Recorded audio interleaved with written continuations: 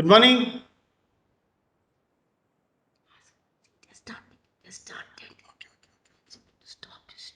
Okay, all right. So ये into okay तो हाँ तुम्हारा बीच में आ रहा हूँ कैसा बीच में आ रहा हूँ इसके साइड कर दो भगा दो ऐसा है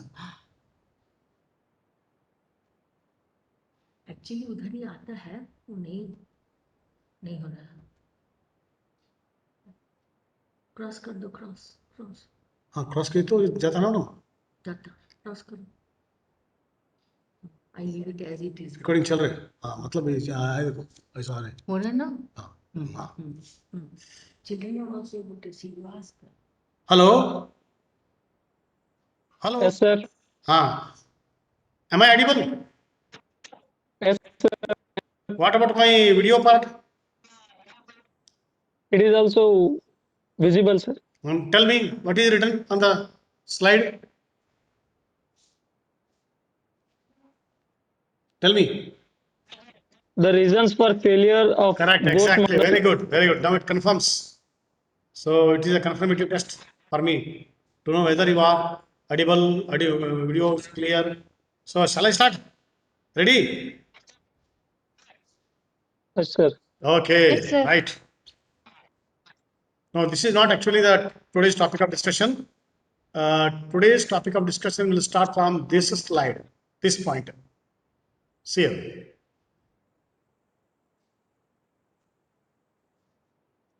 Yeah, I think this was the point we concluded yesterday. Am I right? Am I right? Yes, sir. Okay, right. So, in our previous session, we concluded that dual behavior of matter. That means matter behaves like a wave as well as particle. Okay, how light was behaving in the same way, matter also is behaving. So both light and the matter, they have double character, dual nature, dual behavior. Okay, so this was our yesterday's conclusion. Now with yesterday's conclusion, now what we'll do, we'll go ahead with for today's session. Ready? Okay, today's topic of discussion is this one.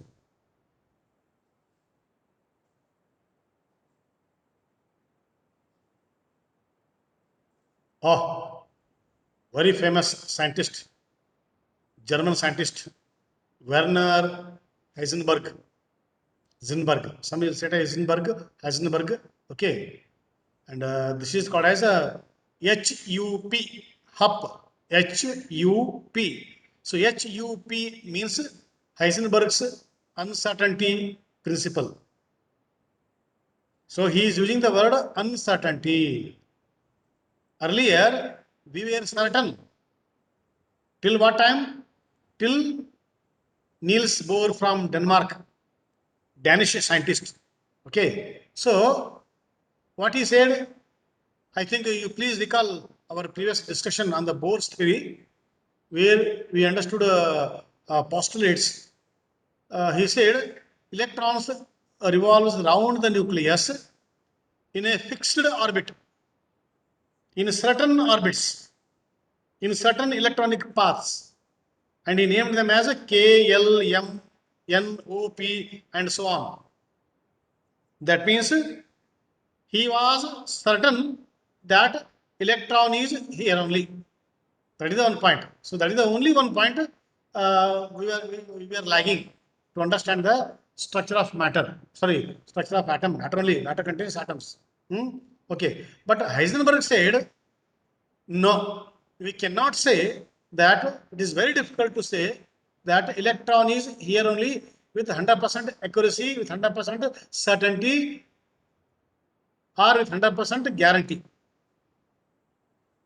Very difficult, because he made his own research paper, study papers, and he using the physics and the mathematics. He has done a lot of derivations. That part we are not discussing today. Only the last step, what he has told, that we are discussing. Okay, so let us discuss what he told. That is Heisenberg's uncertainty principle, given by famous scientist Werner Heisenberg from Germany. Okay, before that, here are some important captions. Normally, I give captions and the quotes which will motivate us for the scientific aptitude. Okay, quest for the knowledge. What we observe is not nature itself, but nature exposed to our method of questioning. Second, what? Second, this quote. In the process of understanding, the nature answers all our questions. Beautiful, beautiful. Okay. So we are trying to understand what nature. So in our trial to understand nature, automatically nature is answering all our queries, all our questions. Okay. That means what? We are getting knowledge from different what? Observations from different sense organs, from different gateways. So from all these angles, we get knowledge. Ultimately, we are benefited, and using our knowledge, we do what? Our life more comfortable. So that's the what? The meaning of the crux of these two statements. Okay, right. Now what we'll do? We'll go for next slide. Okay, right. Next slide is this one.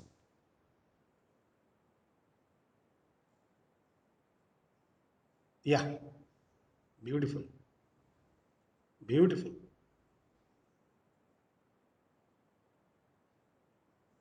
Please see, Werner Heisenberg, German physicist, in 1927. I told that 1800 to 1900, and from 1900 to 19 what 33, that those years, that is what is the modern era, modern physics, modern chemistry, and modern science. So many discoveries what we have made, and today we are enjoying electronics. It is because of those what that number of years, starting from 1800. Okay, from J.J. Thomson till now. So that era is called as the electronic era. So modern era. So still we don't exactly what all we're going to discover in future. So that is left to in our hands. Okay, right. So now I am going to read, I am going to explain the statement or the law or the principle given by the Werner Heisenberg. Okay, what he said? It states that it is impossible to measure simultaneously the position and momentum of a small particle with absolute accuracy or certainty. Means there is a small, there is an amount of uncertainty is there. We cannot say, we can say one at least out of two. Either a position we can say, or we can speak about the momentum. But both at a time impossible. Why? Because electron is moving at very high speed. One. Second is electron is very, very small, and electronic mass is negligible, so small it is. So because of all these three factors, very small negligible mass, high speed, okay, and negative charge, so all these are reasons why it is very difficult or impossible to say momentum as well as position. One best example I can give from our everyday experience. You do one thing. You take a small mosquito somehow by some method. Okay. So collect one mosquito and take that mosquito and keep it in one room. Okay, where you are. So in one room, by closing all the windows and the what? Windows and doors. Okay. So uh, please keep that mosquito in that room and come out immediately by closing all the windows and doors. Now, you are sure, you are certain that where you kept the mosquito, on the bed or on the table or somewhere, that is sure. But when you come out of the room, after some 5 minutes gap, now if you want to tell, if I ask a question that, now tell me exactly where is the mosquito? Is it possible for you to tell the mosquito exactly that position? Impossible. Must maybe under the table or on the bed or near the window or near the almirah, where ceiling, floor. Don't know exactly where it is moving, no? Whether it's dead, alive, nobody knows. So when we are, see, when you are unable to find one mosquito which we can see with the naked eyes, then what about electron, which is so small? So Heisenberg is very clever. So Bohr said, what was the Bohr's idea? Bohr said that electron is here. It is around the nucleus guarantee. That is guarantee part. But where exactly electron is there? So he said with certainty that electron is here only. That is the major drawback of Niels Bohr. Okay, so he clarified that point. That means now we are going from certainty to uncertainty. That's why this principle is called as what? Heisenberg's uncertainty principle, given by Werner Heisenberg. Okay, right. Now he gave an equation. Only we go to the equation part, not the entire derivation. So entire derivation we learn in the physics part. Even the physics also it is not there. So when you go to the higher classes, by taking physics as our main principal subject, certainly there is a separate branch known as a particle physics. So there we learn about the nature of particles and the derivations, what all work is done. Okay, right. So now I'm going for the equation given by Heisenberg. It is delta x into delta p is more than or equal to h upon 4 pi. It is equal to or more than or at the most equal to, but never less than. Means what? What is delta x and delta p? Delta x is what? Delta x is uncertainty what? In position. Whereas delta p is uncertainty in the momentum. So together we cannot say. If one, you see, you keep delta p here, transfer delta x, we get some value. So the certainty is there. That means what I am saying, you can tell either about the position or about the momentum. Okay. But not both at a time. See the word here. Okay. What is the word here?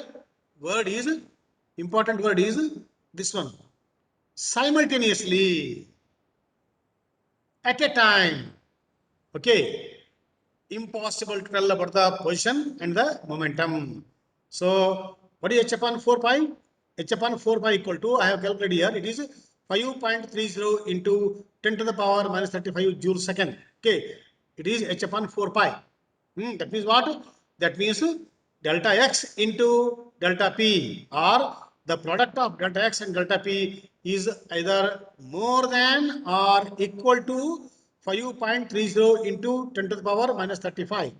If you transfer one of the terms on the other side, that is the right side, then we can say with certainty, because 5.30 into 10 to the power minus 35 by something, some amount number will come. That is certainty is there. But together we can't tell. Okay, right. So now I'll go to the one more important point of Heisenberg's uncertainty principle. Okay, right. Where it is? Yeah, it is here. Yeah. Now here I have calculated, okay, uncertainty principle for an object which is weighing 1 milligram, and for electron whose mass I know already yesterday I told what in the case of what de Broglie equation. Okay, right. Now by taking an object whose mass is 1 milligram, that time what was the delta x and delta v value? So delta x into delta v is equal to 10 to the power minus 28 meter square per second. Okay, small or more? Very much small. Okay, so it is so small, uncertainty is negligible. Okay, right. Now we'll go to the electron. Okay, for electron, delta x into delta v is equal to 10 to the power minus 4 meter square per second. Now you compare 10 to the power of minus 4 where, 10 to the power of minus 28 where, lot of difference. Okay, this is so much big value, 10 to the power of minus 4. That means this much big uncertainty we cannot take lightly. Okay, so it is important. So uncertainty is more here. So where it is more? It is more in the case of particles which are small.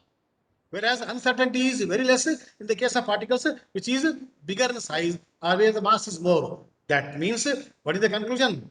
Conclusion is Heisenberg's uncertainty principle holds good for all objects. No doubt it holds good for all. Uncertainty is there everywhere. It is there. No doubt. Okay. But it is significant only for microscopic particles, tiny particles like electron, proton, neutron, ion, atom. So for all those tiny particles, for all those microscopic particles, for all those objects which are at the molecular level, it is significant. For the particles which are bigger in size, whose mass is more, uncertainty is there, but it is very small, so we neglect it. It is negligible. That is the what significance of HUP. That is Heisenberg's uncertainty principle. So both de Broglie hypothesis and Heisenberg's uncertainty principle both are applicable or significant to what particles which are microscopic, not for the macroscopic. Okay, right. So nice he has given statement, So to understand only it is taking a lot of time. Then how much he has done a lot of research work. Beautiful. Salute to what Heisenberg. So this is what after understanding what de Broglie equation and Heisenberg's equation. Now today we'll discuss exactly where Bohr failed. So no doubt Bohr was a wonderful scientist.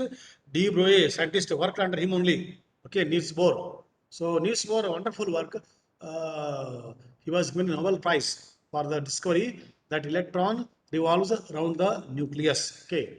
So the credit of discovery of nucleus goes to Ernest Rutherford, but the credit of discovery are telling that electron is away from nucleus or nucleus onward, nucleus outward, around the nucleus, revolving around. So all that points are told by Niels Bohr. So for that he was given Nobel Prize. But we know science is a dynamic process. So science we keep learning day by day, year by year. So learning is a what it is it's dynamic. So it is lifelong. From birth to death, we keep learning. So every day is a new experience.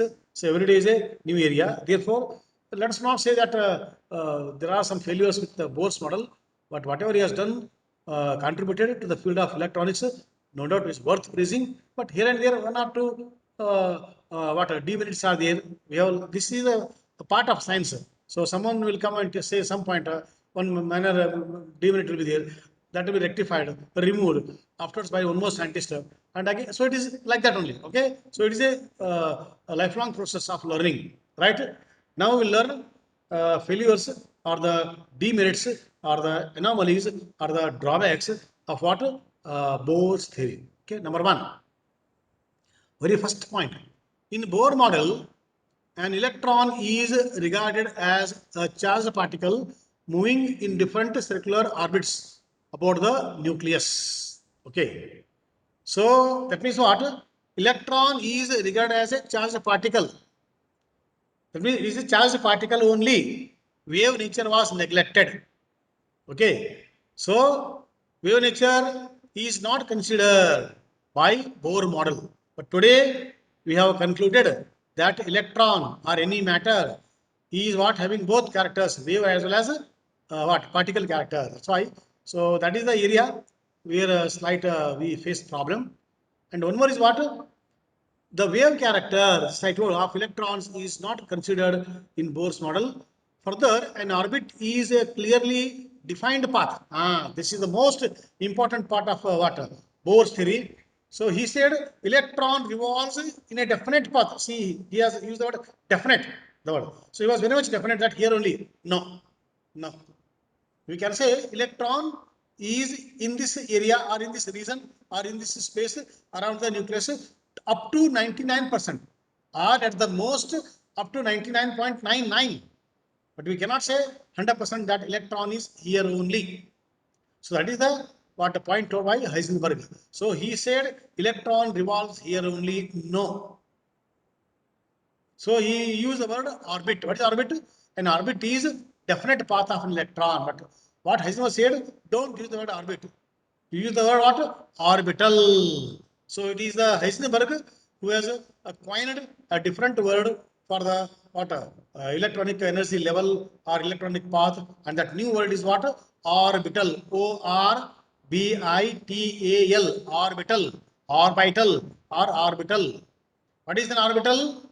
Orbital is it is the probability of finding electron around the nucleus is maximum. Okay. So in this area, electron spends more time. That is the idea behind the orbital. What is orbit? Orbit is what? Orbit here only exactly. So we have changed two important things. Earlier we were certain. Now we are uncertain. Earlier we were using the word orbit. Now we are using the word orbital. Okay, so these two important changes we have to accept so that we can understand easily the structure of atom chapter. Okay, right. One example is what? For example, if one particular boy or if one particular girl or a student in their houses, their homes, okay, we cannot say that at this moment they are here only, because sometimes they'll be in the bedroom or in the hall or in the kitchen or in the sit out or in the garden or in the backyard. We don't exactly. So they keep moving throughout the day, 24 hours, sleeping, eating. So we cannot say. Can we say that at a particular moment this student is in this room in this point only? No, we can't say. But what we can say? We can say that the probability of finding a particular person in that house is in the hall, because hall is such a area, such a room where we can spend more time in the hall by it may be watching TV or it may be taking breakfast in front of TV or if anybody guest comes chit chatting. So more time we spend in hall only. So we can say that in hall we spend more time. That means probability of finding us in the hall is more than probability of finding us in other area of the house. In that way, you can say. So I'm using the word probability. Okay. So in the same way, Heisenberg said the probability of finding electron around the nucleus is maximum in this region only, and that region around the nucleus is called what? Orbital. Okay. So orbit to orbital. Kindly let us correct ourselves. Okay. Now, one more point. One more point. Where is the bar? Where is the point? Cursor.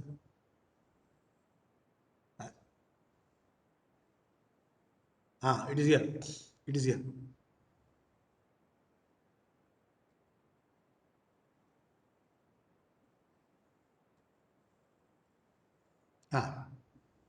See here. Now here. This is not possible according to the Heisenberg uncertainty principle idea explained. Bohr model of the hydrogen atom, therefore, not only ignores dual behavior of matter, but also contradicts Heisenberg uncertainty principle. That means what?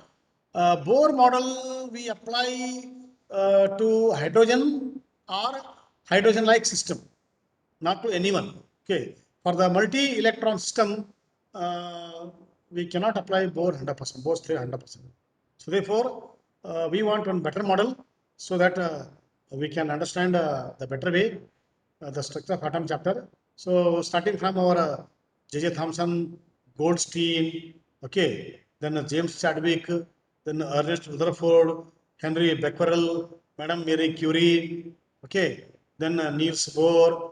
In between, Max Planck came and he told about the black body radiation, and Albert Einstein came, explained about the photoelectric effect. So we understood the particle nature of a matter. Earlier, wave nature understood. Now today, we have concluded that it is having dual nature. This property is not taken care by Bohr theory. Okay, so Bohr was not in a position to understand the dual behavior of light. That's why he could not explain everything. That means we want model applicable to all, whether it is a single electron or a multi-electron. Okay, so we want one theory which can be give answer to all the questions. Okay, so that means what? We are waiting for one more theory better than Niels Bohr. Niels Bohr is almost 90 to 95% correct, no doubt. Okay, so we want 100%. No, our aim is to go for 100% or at least 99.99. so that we understand more about the structure of atom. So that means what? We are now waiting for one more theory, which is a refined theory, a reformed theory, purified theory, better theory, okay, which can give what answer to the what probability of finding electron around the nucleus, so that we can discuss more. And that theory is given by recent modern scientist Erwin Schrödinger. Okay, so even Heisenberg is also considered as the modern scientist only because because of his uncertainty principle only. Today we go for the new model. Otherwise, we will be there only. So he said it is not a guarantee, not a certain. So because of his uncertainty principle, so today we are in search of one more better model, and that model is known as what? Quantum mechanical model. Quantum mechanical model. So what is quantum? Quantum is the amount of energy associated with a certain amount of that or certain packet, energy packet. Okay, that is called what? Photon for the light. Quantum in general. So quantum mechanical about the movement of electron. Okay, so we want such a model about the electron which can give maximum, which can answer maximum questions. Therefore, so I think in our next class, next session, we will discuss the most important part of the chapter, that is known as what? Quantum mechanical model given by many scientists. Okay, so leading scientists are Heisenberg, de Broglie, and Erwin Schrödinger. So these three scientists are there. Team is there, entire team is there. So respecting those team, in our next session we will discuss quantum mechanical model. So I am going to wind up today's session. Last 5 minutes for your doubt clarification. So you are most welcome to ask any doubts regarding the Heisenberg uncertainty principle and the de Broglie hypothesis.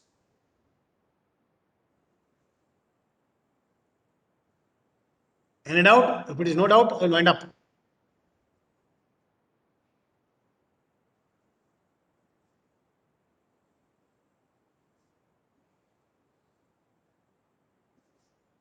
Okay, so I am going to wind up now my session on Heisenberg uncertainty principle. Okay, right. Thank you, my dear students, for being with me today on a special topic known as de Broglie and Heisenberg, their principles. Okay, right. Thank you, and all.